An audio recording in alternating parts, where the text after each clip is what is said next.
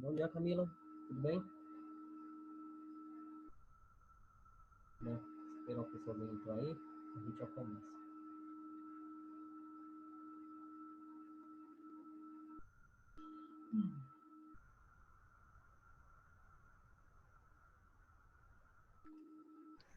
Oi, professor. Bom dia, Camila. Tudo bem? Bom dia. Tudo? Esperar uns minutinhos aí para ver se o pessoal vai entrar. Né? Esperar pelo menos mais Tá. uns 3 minutinhos, se não entrar a gente já começa. E aí o pessoal vai pegando vai pegando quando eu postar a aula aí no final da tarde. Ô, Camila, você assistiu a aula de filosofia que eu postei no grupo? Aula de filosofia dos vídeos do senhor? Isso. Eu acho que eu assisti uma só. Então, essa semana eu postei outra. É, eu estou buscando algumas ferramentas aqui. Então, se tiver alguma. Mas tá dando para entender por enquanto? Eu sei que o som Oi? tá ruinzinho, eu sei que o som tá meio ruinzinho da aula lá de filosofia, mas eu tô vendo se esse fim de semana eu já consigo resolver esse problema aí. Vou ver se eu já consigo Tá. melhorar isso aí de uma forma onde fique mais claro. Né? Tô vendo algumas outras ferramentas aí com meus amigos, né, para ver o que acontece, para ver se eu consigo melhorar isso aí, né? Mas por que o professor fica com aquele barulho? É porque eu estou usando o microfone do notebook, entendeu? Ah, Então, aí por quê? Porque eu ainda estou aprendendo a mexer nessas coisas, né? Eu ainda estou aprendendo a fazer esses vídeos. Então, eu estou buscando algumas soluções, né? A Mona Lisa tá me ajudando, outros amigos também estão bem, aí eu tô até baixando o programa aqui no computador que eu tô falando com vocês aí. O meu maior problema é que eu não tenho não tenho como procurar, né, e assim, achar algumas ferramentas, como microfone, essas coisas. Eu vou ver se eu consigo baixar uma ferramenta. mas o senhor grava pelo celular e usa o áudio do notebook ou grava logo pelo computador? Não, eu tô gravando tudo pelo computador, tô gravando tudo pelo notebook. O problema é esse, né? O notebook, aqui embaixo dele, tem uma ventoinha, como se fosse um pequeno ventiladorzinho, que Ah, vai som. resfriando as placas, né? Então vai fazendo esse barulhinho meio de zoom, né? Parece até um mosquitinho, né? Vai até parecendo um mosquitinho, mas até aí a gente vai dando um jeitinho. Deixa eu dar uma última chamada lá no WhatsApp e aí eu já começo com vocês aí. Né? Quem tiver presente, presente está, quem não tiver, aí a gente já vai pegando as aulas aí. Ah,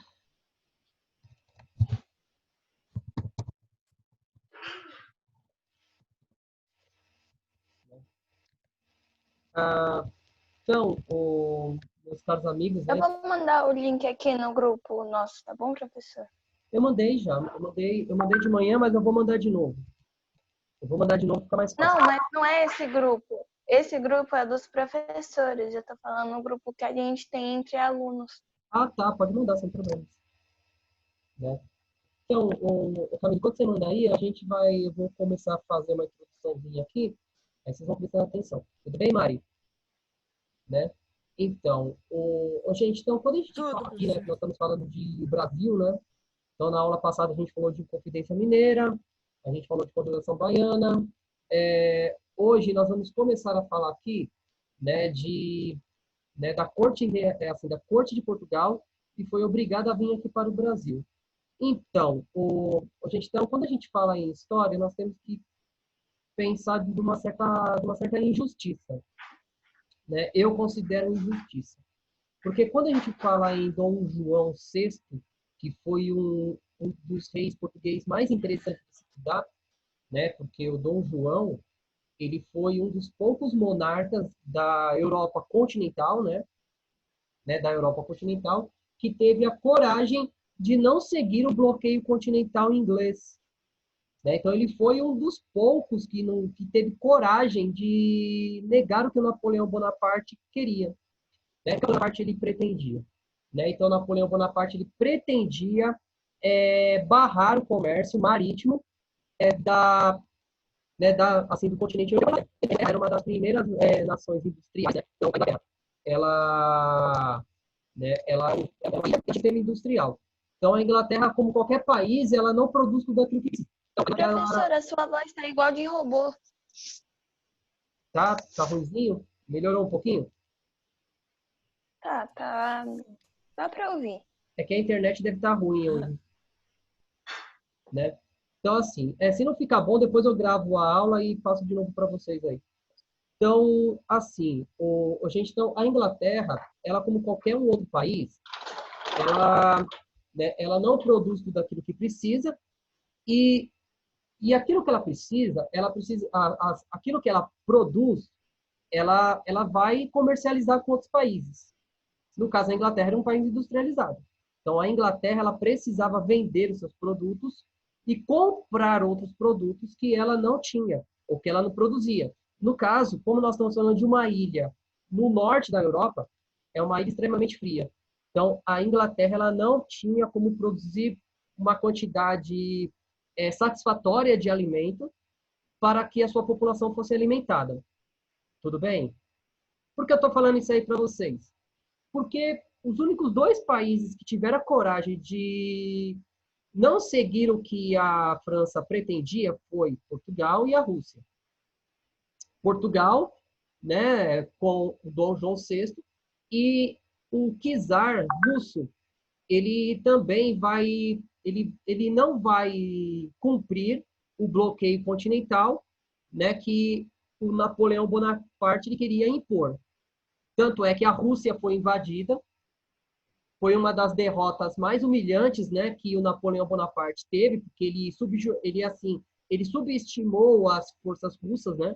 E os russos têm uma prática de guerra que é a prática de terra arrasada. Então, quando os inimigos estão chegando, eles destroem tudo. Então, eles destroem campos, edificações. Então, ele vai destruir tudo. Para quê? Né? Principalmente para que os inimigos que chegassem não tivessem como se estabelecer ali dentro. Tudo bem? Então, e Portugal, o Dom João VI, ele estava naquela... E aí, quem é que eu apoio? Mantenho o bloqueio continental ou vou comercializar com a Inglaterra? Então, Portugal não sabia quem atender. Então, nesse sentido aí, como Portugal ele tinha uma relação diplomática, né? Então, ele era aliado inglês há muito tempo, então ele era um aliado inglês há muito tempo, ele não poderia romper né, a sua relação comercial com a Inglaterra. Tudo bem? Acho que travou aqui. Ei, computadorzinho bom. Travou o computador. Então, assim, gente, então, quando a gente... Então, nesse sentido, a Inglaterra não sabia exatamente o que fazer, a quem atender. Então, com isso, nós temos que pensar o seguinte. Então, a França estava vindo, a França já tinha tomado a Espanha e estava vindo para invadir Portugal.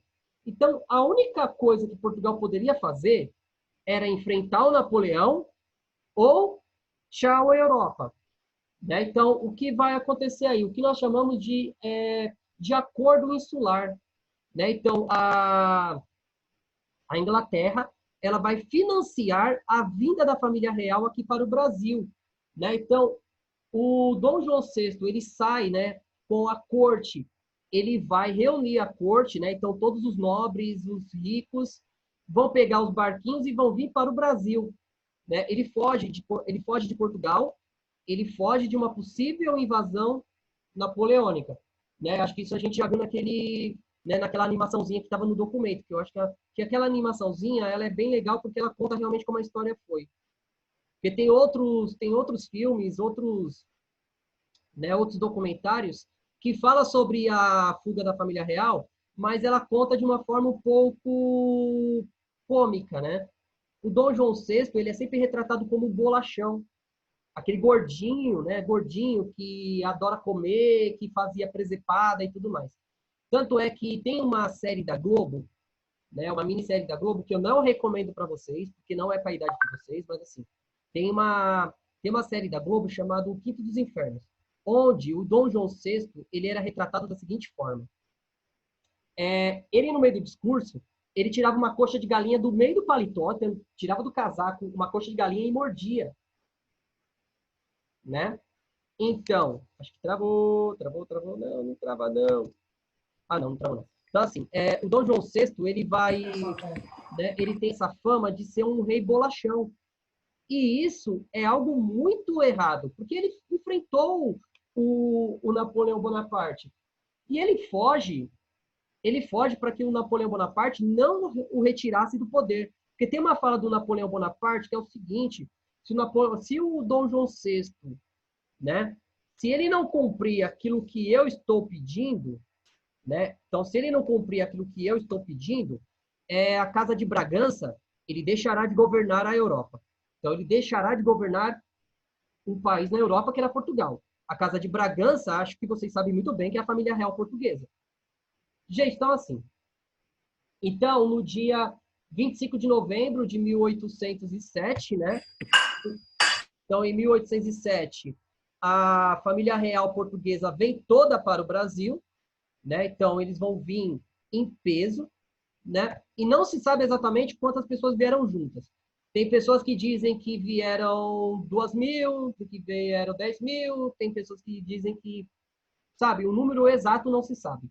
Mas assim, gente, ó, então, o Dom João, ele também tem uma questão importante. Um pouco antes disso acontecer, a sua mãe, ela perde as faculdades mentais, então ela não pode governar Portugal. Lembrando que Portugal é um dos poucos países europeus que permitia, né, que a rainha, no caso, a filha do rei, uma princesa, se tornasse rainha.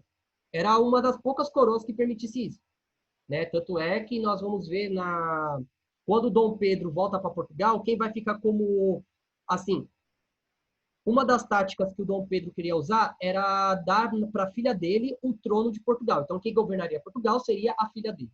Mas, assim, gente, então, uma das coisas que nós temos que entender. O Dom João, ele não veio de imediato. Então, ele mandou uma comitiva antes para avisar a colônia que ele estava chegando. Então, gente, para quê? Porque o Brasil precisava se preparar para a chegada dele. Gente, o Brasil era uma colônia, o Brasil quase não tinha nada. O Brasil, ele então tinha que mudar algumas coisas, porque o Brasil não tinha vida urbana. Então, esses mensageiros chegaram em Salvador, chegaram no Rio de Janeiro e deram um tempinho para eles irem se preparando. Então, eles foram maquiando a cidade para receber o príncipe. Eles pegaram tapeçarias, que são os tapetes, e penduravam nas fachadas das casas para para embelezar essas casas. Porque as casas eram sem pintura, eram casas sem reboco, era uma situação precária aqui no Brasil antes da chegada da família real. Então, e imagine uma coisa, nós estamos falando de uma viagem de Portugal para o Brasil de em torno de 2 meses. Só que uma coisa que eles relatam é o seguinte, que quando eles chegaram na linha do Equador, assim, as condições climáticas não foram favoráveis. Então, demorou muito tempo para as embarcações chegarem aqui no Brasil. Gente, uma das coisas que você reúne muita gente, é normal você ter doenças. E principalmente a transmissão de parasitas. Então, gente, houve uma infestação de piolhos. Piolho. Então, todos, o rei, a rainha, todos eles foram obrigados a rasparem o cabelo. Né? Então, imagina a situação, né? A situação, como é que foi esse encontro. Né? O encontro da família real chegando aqui no Brasil. O Brasil, aquela colônia, né, que ainda não tinha estrutura, não tinha rede de água e esgoto, sabe? Aquela situação precária. E assim, a elite brasileira também. Gente, então, a elite brasileira, ela tem, né, no caso aí, diacho, né? Então, a elite brasileira também vai ter algumas questões aí que eles vão, né, estranhar. Porque vocês imaginam, gente, uma das coisas que é muito importante da gente focar aqui, eles esperavam a família real. Aí chega um monte de gente careca, né? Careca, porque piolho, né? Raspou a cabeça da mulherada, raspou a cabeça dos homens. 2 meses no mar. Gente, Tem água para beber ou água para tomar banho? Qual é a prioridade? Tomar banho. Ou melhor, beber. Então, as pessoas não tomavam banho. Então, as pessoas... O europeu já não tem já não tem o hábito não tem um hábito muito constante de tomar banho. Mas, né, sobreviver. Né? Então, entre sobreviver e tomar banho, é preferível tomar banho. Concorda? Ou melhor, desculpa, tô meio confuso hoje. É Sobreviver. beber. Né? Porque meu computador tá travando aqui, eu tô ficando meio nervoso já. Então, assim, gente, então, quando a gente fala nessa questão aí de beber, então eles bebiam água e não tomavam banho. Então, quando a família real desembarca no Brasil, imagina o choque. O choque de realidades. Um Um país... monte de careca fedido. É, e do outro lado, a nobreza chega aqui no Brasil e vê aquele monte de casa né, casa de sapê, casa, sabe, casa em cultura, e as cidades com um cheiro insuportável. Então, assim, ele tinha, né, então, o Dom João, ele tinha que criar ferramentas para melhorar isso. Então, ele vai mudar muitas coisas aqui no Brasil. Por isso que eu falo que o Dom João VI, ele é injustiçado.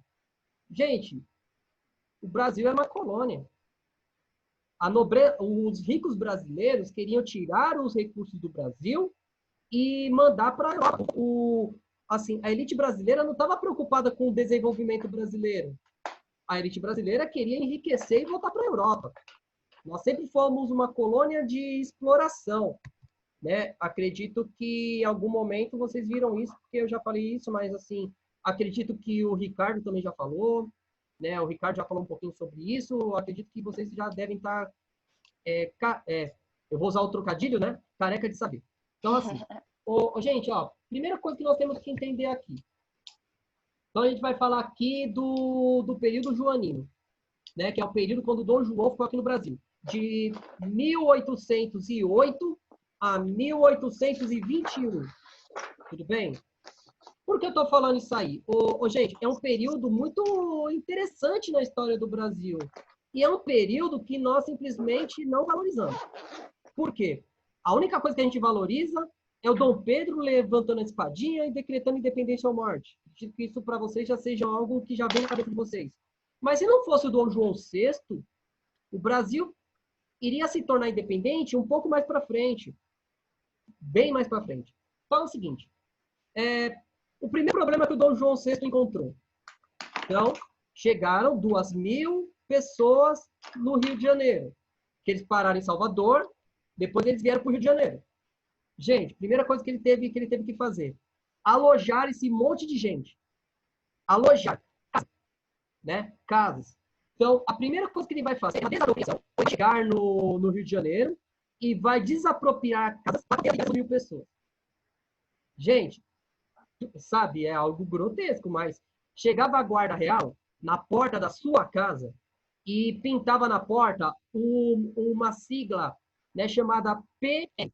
Chegava na porta da sua casa e pintava lá o P, né, propriedade real.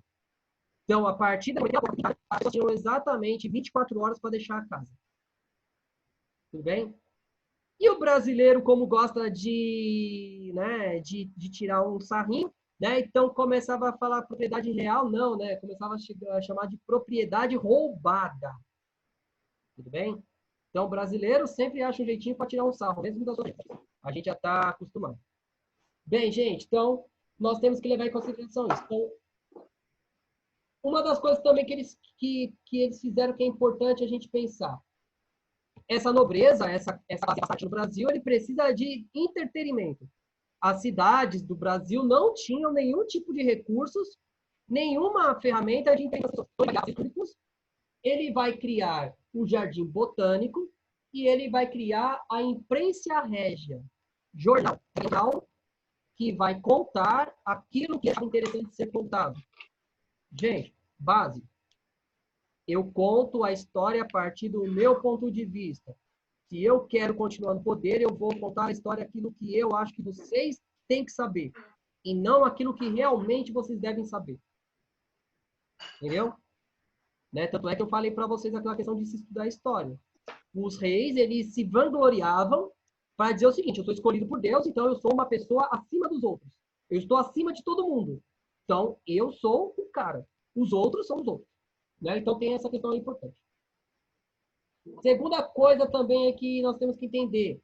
Ele vai fundar a Casa da Moeda. O Brasil não tinha moeda. O Brasil, o comércio era feito por produtos ou por moedas que vinham da Europa, mas o Brasil em si não tinha uma moeda oficial. Tudo bem? Não tinha uma moeda oficial. E o Dom João, ele vai criar o Banco do Brasil. Tudo bem?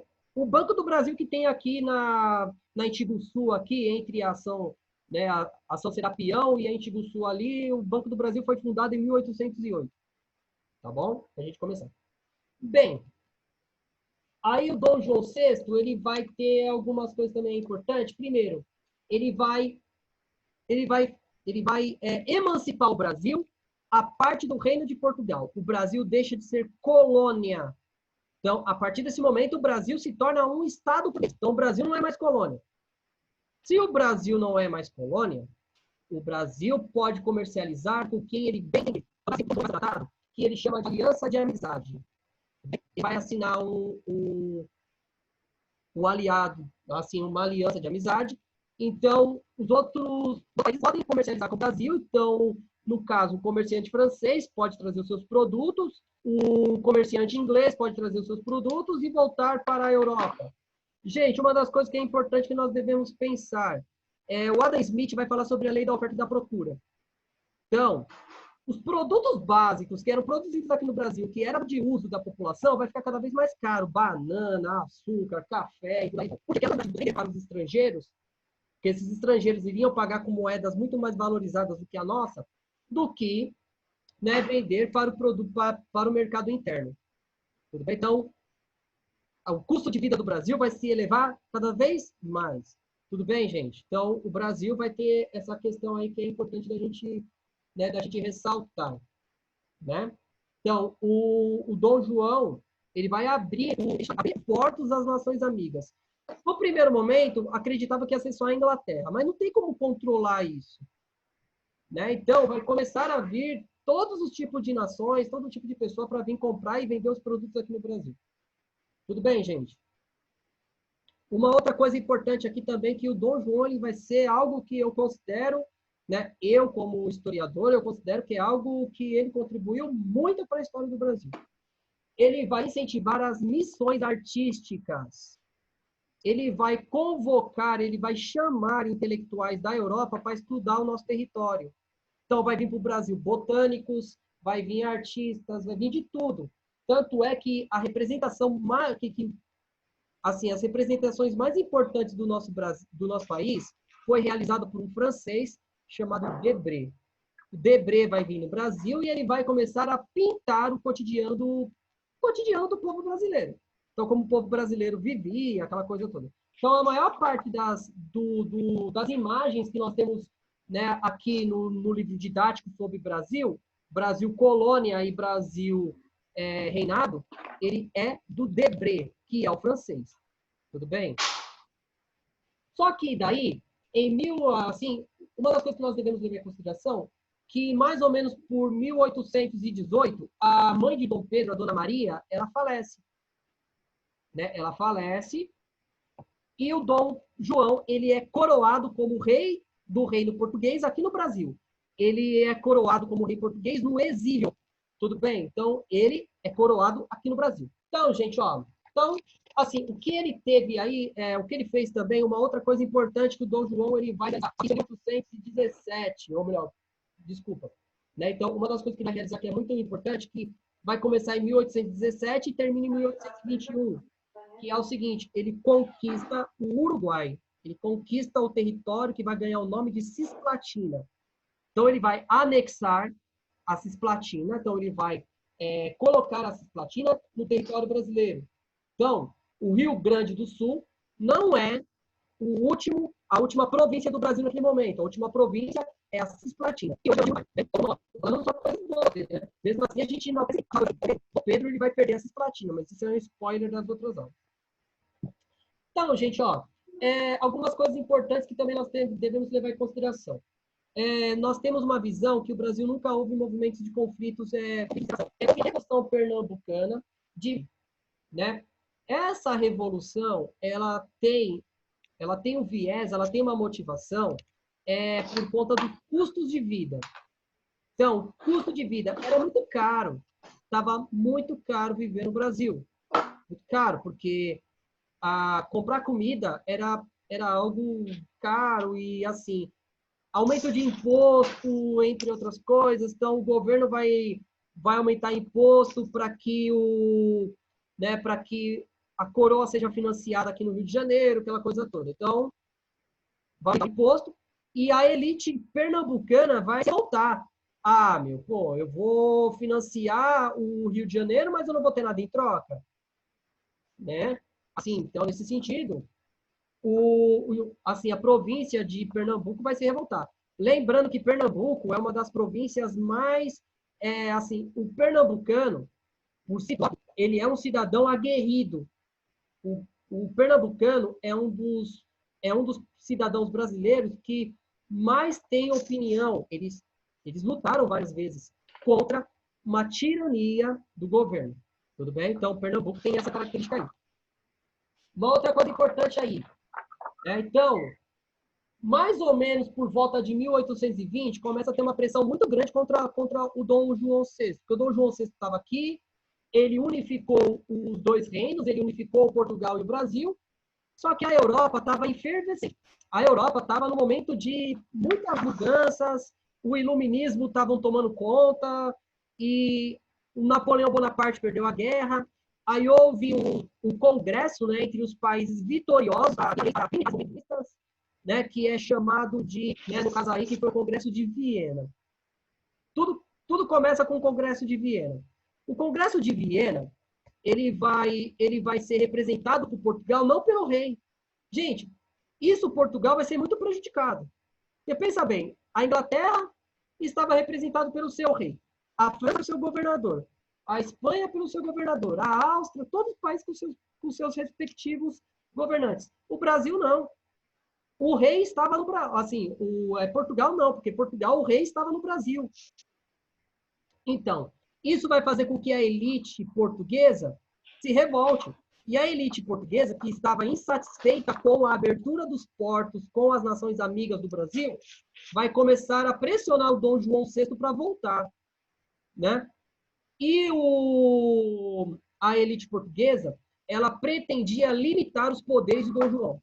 Ela pretendia limitar, dizer o seguinte ao Dom João: tá muito legal aí no Brasil, mas aqui na Europa o negócio não está muito fácil, então você vai ter que fazer que nem o rei inglês e os monarcas ao redor. Você vai ter que abrir mão de parte dos seus poderes, né? Então, o Dom João teria que jurar a Constituição Liberal, né? E essa notícia chega aqui no Brasil, né? Então, o Brasil vai começar, o Dom João vai voltar para Portugal e vai acabar com a nossa liberdade comercial. Então, a elite brasileira também vai ficar revoltada, né? Então, o Dom João, ele fica naquela, e aí, vou, não vou, vou, não vou, vou, não vou, e tudo mais. Né? Tanto é que o nome dessa revolução vai ganhar o nome de Revolução Liberal da cidade do Porto. Né? Então, o Dom João, ele vai sempre receber mensagens cobrando o seu retorno. Gente, é uma coisa importante aí. Ele tinha que acalmar a população, principalmente do Rio de Janeiro. O Dom João, ele vai ouvir os seus conselheiros e ele vai ordenar que seu filho, o Dom Pedro I, fosse até o centro do Rio para poder discursar para o povo. E promete assinar a Constituição. Ele promete, ele diz o seguinte: o Brasil não voltará a ser colônia mais e nós vamos assinar a Constituição. Tudo bem?